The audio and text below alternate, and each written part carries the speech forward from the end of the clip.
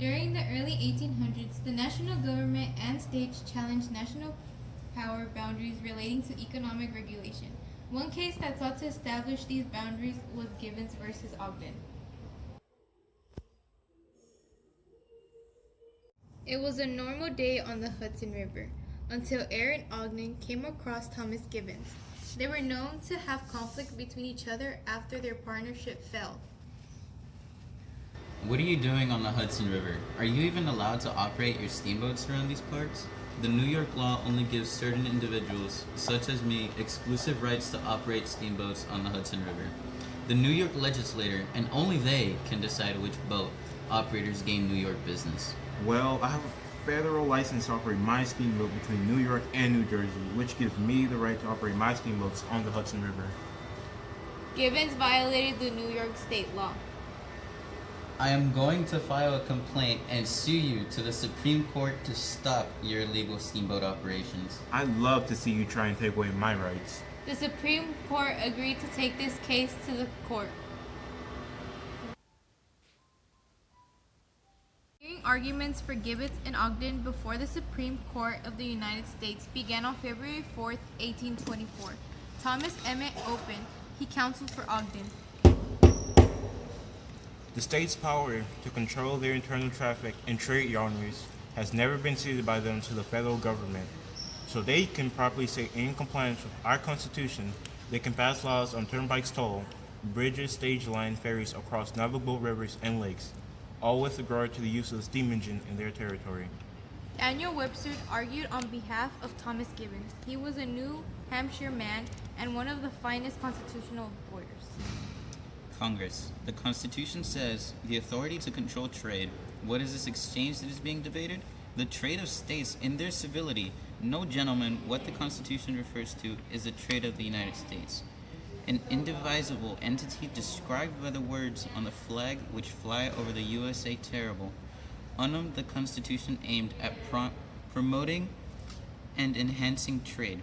Congress. Can New York grant a monopoly of trade? Can she shut her ports to all, but her citizens can she refuse admission to ships of a particular nation? As a state, she can do none of these things. Congress, and Congress only may legislate with respect to commerce between the states. There is no power left in the states with which to legislate on this subject.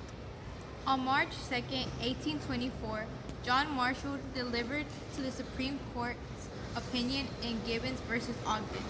The court held that New York could not exclude the steamboat Valona because she was not licensed by Livingston and Fulton. As required by the New York steamboat law, the decision was unanimous. This commerce is not just buying and selling, it encompasses navigation. Transportation, it encompasses in fact every kind of commercial intercourse. Between the states, it is up to Congress to determine rules for carrying on that intercourse.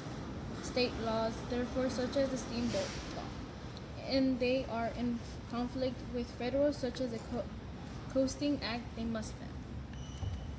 This decision of John Marshall helped support the growth of national economy rooted in free enterprise and competition in the marketplace rather than monopolies, granted the benefit specific individuals or company. It also supported federal supremacy over state laws as granted under the Constitution. This case would have far-reaching implications throughout the 20th century, as Congress passed nearly any law under an increasingly broad interstate commerce. Basically, the Supreme Court of the United States held that the power to regulate interstate commerce granted to Congress by the Commerce Clause of the United States Constitution encompassed the power to regulate navigation, which helped the Congress gain more power at that time. The rise of the internet and online commerce has continued to develop the idea of interstate commerce, leading to persisting controversy regarding the relative powers of federal and state government.